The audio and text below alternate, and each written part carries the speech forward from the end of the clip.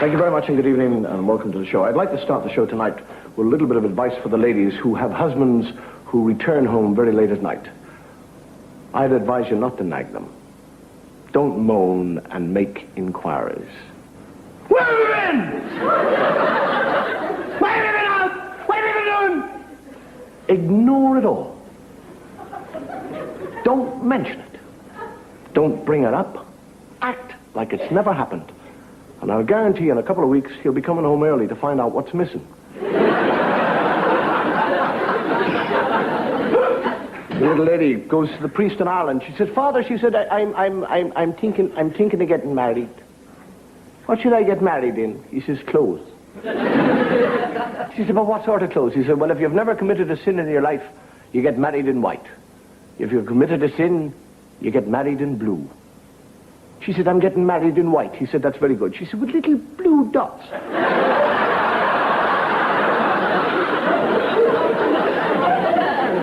I don't know if you've ever been drinking in Dublin, but in Dublin we have what we call snug bars. The little snug bars. You close the door, you get in, and you two or three of you. It's complete privacy. It's rather like a confessional box. It is. You're in there, and you can have complete... And you just knock on a little thing on the slide there, and the barman's there, and he said, what do you want? And you have your drinks, and he closes it, and nobody can see you or get at you. And you get an old lady who goes to confession. And she's in the confessional box, and there's an awful lot going on the other side. So she nods off and goes to sleep.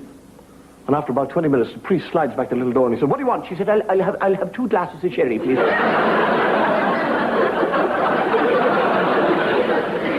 And the other one who goes to the confession, and she says, Father,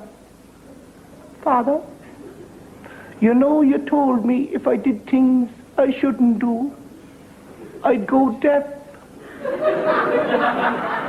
And the priest says, what?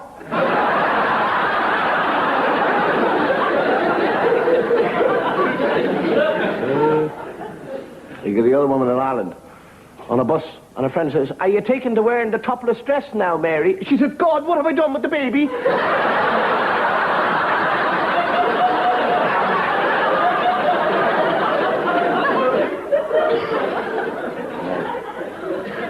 And the fellow goes up to the fellow and he says, will you buy a ticket for the raffle? He said, what's it for? He said, Widow Murphy. He said, what the hell would I do with Widow Murphy?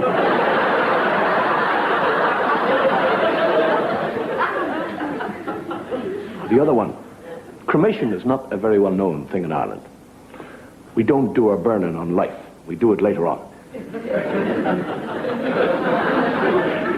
But there's one old lady has got the ashes of her great-grandfather on the mantelpiece in an honoured place. And she's a terribly fastidious woman. And the husband likes to smoke, and she's always saying, don't put the ashes on the floor there. Look what you're doing. Look at it. You're covered the carpet there with the ashes. You're a filthy beast. So he gets very sneaky about the ashes. And he lifts the little urn.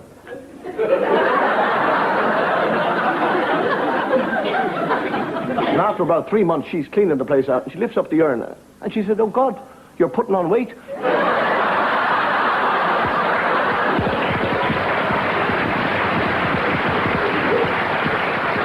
A little fellow walking into a bar, and standing outside is a nun. And she looks at him, and she says, before you enter this den of iniquity, think of your mother and your father. He said, they're dead. They're dead in heaven. She said, well, think of the damage the alcohol is going to do to your brain. Huh? What are you talking about? Have you ever had a drink? And the nun says, no. He said, well, how the hell can you stand there talking about it and saying drink is going to do damage to your brain if you've never had it?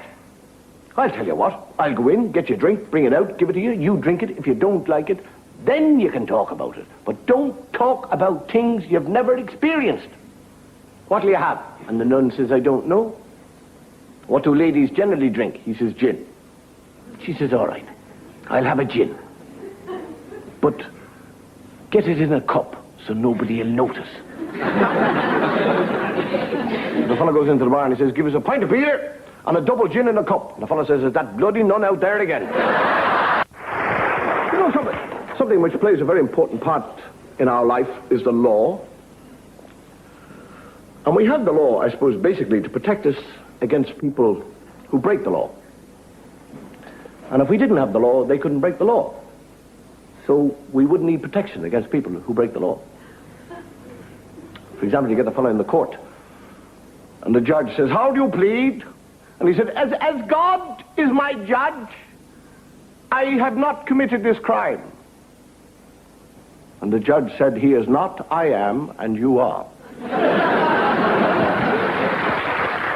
You know, there are basically some very strange laws in this country. As a matter of interest, we looked up some laws, you know, and up to 1970, the only person, and I mean this very sincerely, the only person who could hunt sturgeon, whale, dolphin, or porpoise was the Queen. She was the only person allowed to hunt those. Can you imagine that? Philip up in the crow's nest, and the Queen with a harpoon on the bow, and he goes, "There she blows, Liz!" Boom! Ladies in Scotland wearing skirts are not allowed to climb ladders. They can take it off and go up the ladder if they want. You are not, in this country, allowed to swear in any royal park. Imagine that. You're in the middle of Richmond Park. You trip over and bang your knee. You run helter-skelter 3 miles to the gate and you go, "Nicky!"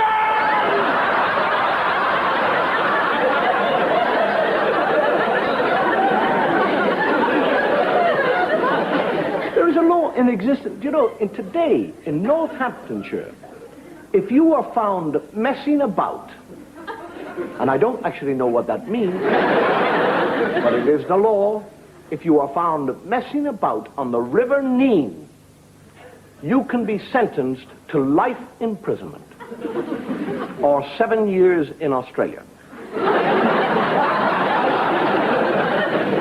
Let me remind you that 7 years in Australia is equal to 3 life imprisonments anywhere. Because I was out there.